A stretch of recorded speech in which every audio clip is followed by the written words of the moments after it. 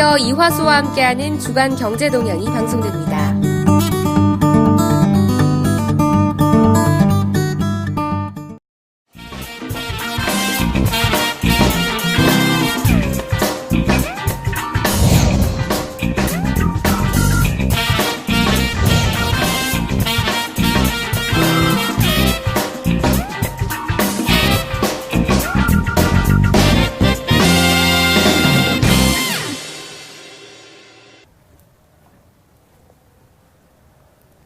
안녕하십니까. 주간경제동향의 박예지입니다. 지난주에 이어 이번 주까지 이화수 인도네시아 하나회원은행 부행장이 개인 사정으로 제작에 참여치 못해 부득이하게 제가 대신 진행을 맡게 됐습니다. KTV 시청자 여러분의 양해 부탁드리겠습니다. 한국 국민 10명 중 8명은 열심히 노력하더라도 계층 상승 가능성이 적다고 보는 것으로 나타났다고 합니다. 현대경제연구원이 한국에서 지난달 27일부터 이달 5일까지 계층 상승 4다리에 대한 국민인식을 주제로 전국의 20대 이상 성인 남녀 810명을 대상으로 유선전화 설문조사를 실시한 결과라고 합니다. 27일 발표된 조사 결과에 따르면 개개인이 노력할 경우 계층 상승 가능성을 묻는 질문에 81%가 가능성이 적은 편이라고 답했다고 합니다.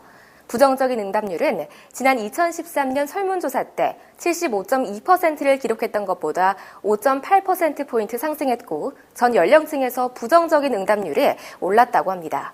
또한 응답자의 90.7%는 부와 가난에 대물림이 심각한 편이라고 답했는데요. 30대는 94.2%나 부정적인 답변을 해 가장 높은 수준을 보였다고 합니다. 갈수록 국민들의 생활은 어려워지는 것 같습니다. 비록 한국에서 실시된 조사이긴 하지만 인도네시아에 계신 많은 한인들도 이와 크게 다르지 않은 어려움을 호소하고 계실 거라 생각되는데요. 그래서 오늘 저희 인리주간 경제동향은 열심히 살아가는 우리 한인들을 위해 영양가 있는 각종 경제 이슈들을 들고 왔습니다. 여러분의 삶에 크고 작은 보탬이 되길 바라면서 8월 마지막 주 주간 경제동향 시작하겠습니다.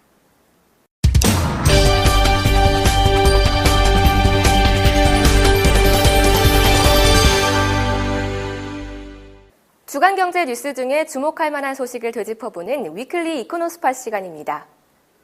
미국의 금리 인상 기대에 중국의 경제 둔화 및 위안화 가치 하락까지 겹치면서 신흥국가들은 주가와 통화 가치 급락에 신음하고 있습니다. 이 신흥국 통화 가치는 9주 연속 하락한 데 이어 급락세를 이어가고 있습니다. 아시아 신흥국의 통화 가치가 급락세를 보이는 현상은 위험 자산에 속하는 아시아 통화를 팔고 달러를 사려는 움직임이 가속화되고 있기 때문으로 풀이됩니다. 신흥국 금융시장의 불안은 선진국 시장으로까지 확대되는 모습입니다. 현지 시간으로 지난 21일 영국 런던 증시의 푸시 100 지수는 2.83% 내린 6,187.65로 거래를 마쳤습니다.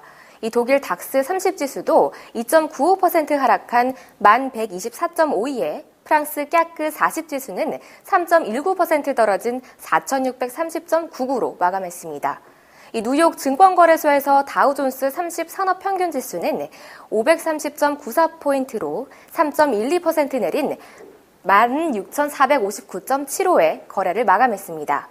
공포지수로 불리는 시카고 옵션거래소 변동성 지수는 21일 하루 만에 46.5%나 급등했습니다.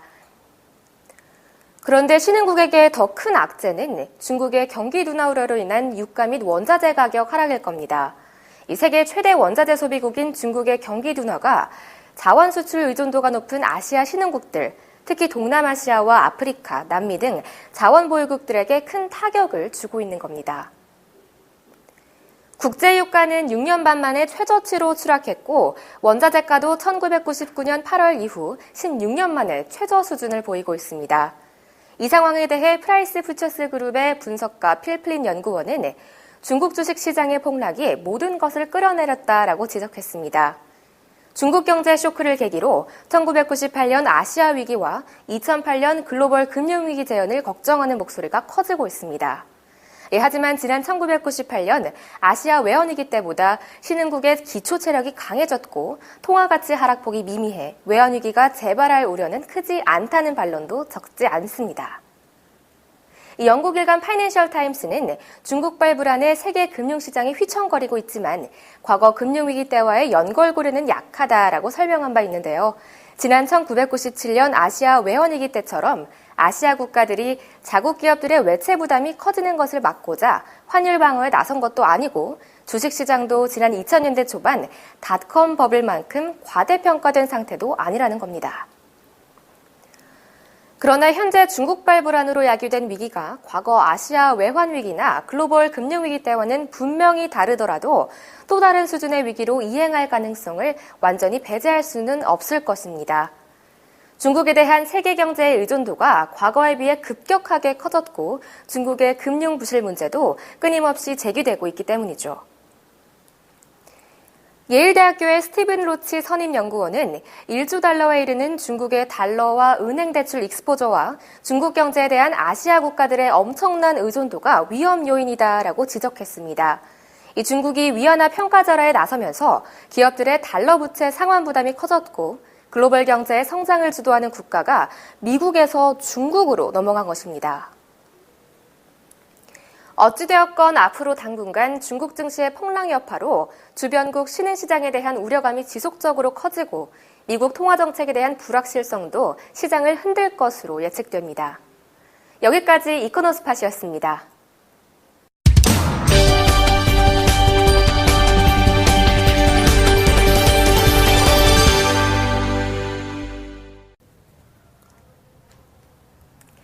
루피아화 환율은 8월 27일 미달러당 13,990루피아로 마감했습니다. 중국의 경기 침체 여파로 주중 한때 14,120선까지 상승하기도 했지만 중국의 금리 인하를 비롯한 통화 정책으로 중국 증시가 반등하면서 환율은 14,000 아래로 소폭 하락했습니다. 원화의 흐름도 비슷합니다. 주 초반 상승세로 한때 1,200원대까지 상승했지만 중국의 금리 인하 소식과 북한과의 협상 타결로 하락하면서 8월 27일 미달러당 1,179.2원으로 전주 대비 4.7원 하락했습니다. 이 100루피아당 원화는 8월 27일 8.46원으로 전주 대비 0.18원 하락했습니다. 북한 관련 뉴스가 더해지면서 원화의 하락폭이 더 컸던 때문으로 보입니다. 다음은 채권과 주식시장 관련 정보입니다. 인도네시아 10년물 국채는 8월 27일 9.06%로 마감하며 8월 20일 대비 0.25%포인트 상승하며 마감했습니다. 종합주가지수는 8월 27일 4,431포인트로 마감했습니다. 중국의 경기 침체에 대한 우려감으로 주중 한때 4,200선이 하향 돌파되기도 했지만 이 중국 주가의 급등으로 반등하며 마감됐습니다. 거래량은 하루 4조 8천억 루피아에서 7조 5천억 루피아까지 등락을 보였습니다. 주 후반 반등 시 거래량도 급증하는 모습이었습니다. 이상 주간경제지표였습니다.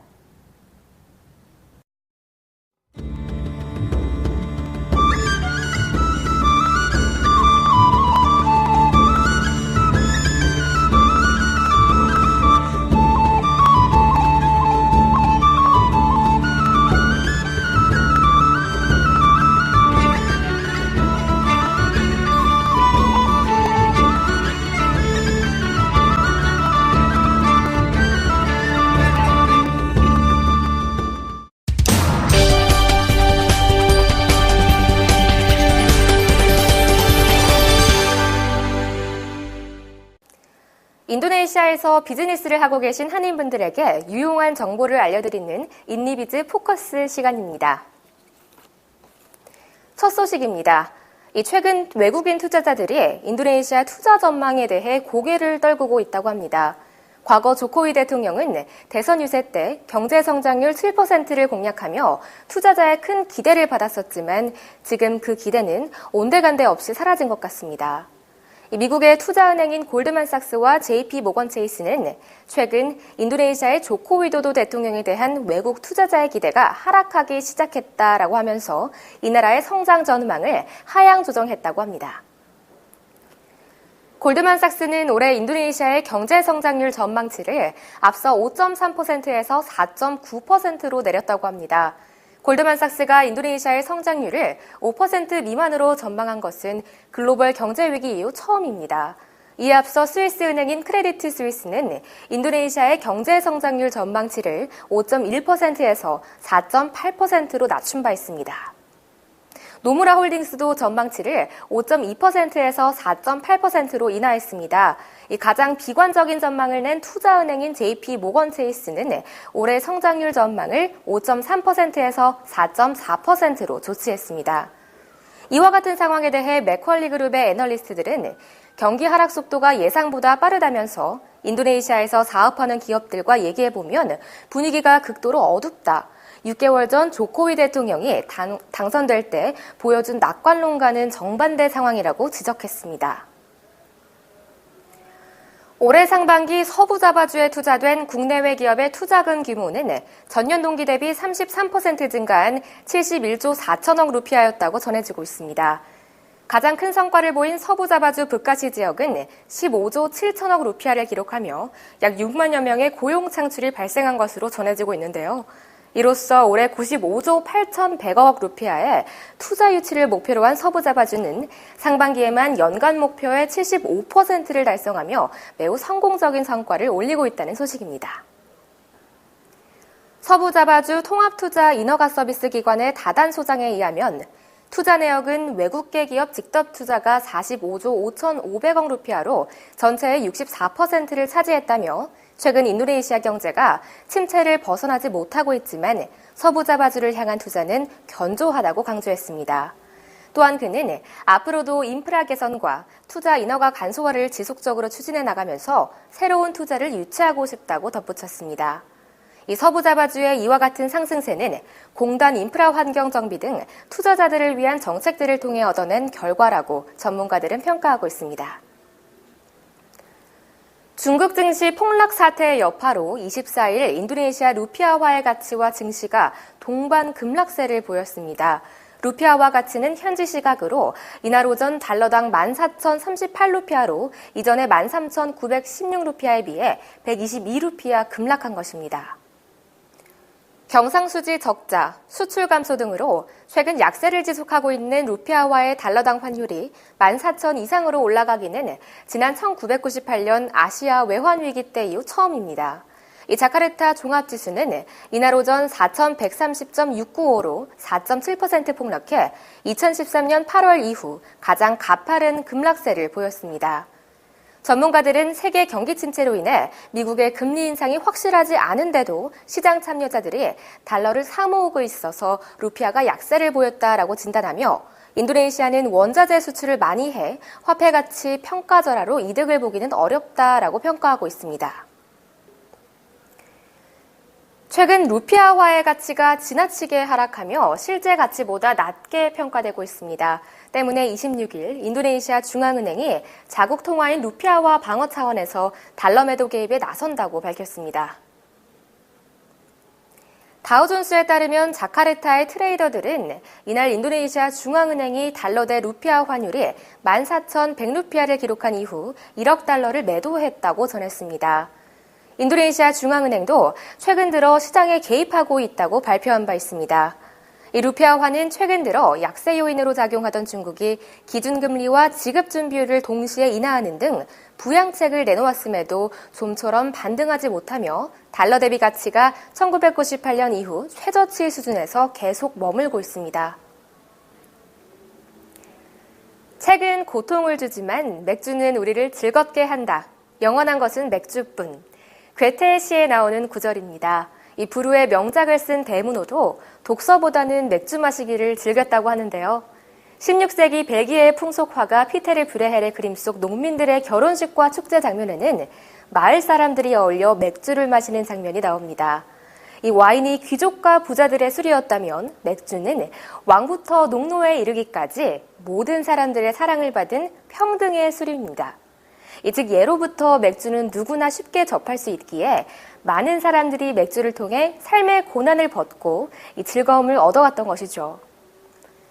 인도네시아 한인분들은 모국을 떠나 타지에서 살아남기 위해 여러 고난들과 마주하고 계실 것 같습니다. 요즘에는 엎친 데 덮친 격으로 미국 기준금리 문제니 중국 위안화 조치 및 경기 둔화니 각종 골칫거리들이 인도네시아 경제까지 뒤흔들어 놓고 있습니다. 이 한인분들, 특히 현지에 투자를 하고 있는 분들은 고민이 많으실 것 같다는 생각이 듭니다. 그래도 오늘은 금요일이니만큼 모든 걱정 잠시 내려놓으시고 가까운 지인들과 한국보다 맛도 좋고 주머니에 부담도 적은 시원한 인도네시아 맥주 한 잔 어떠실까요? 그럼 지금까지 주간경제 동향의 박예지였습니다.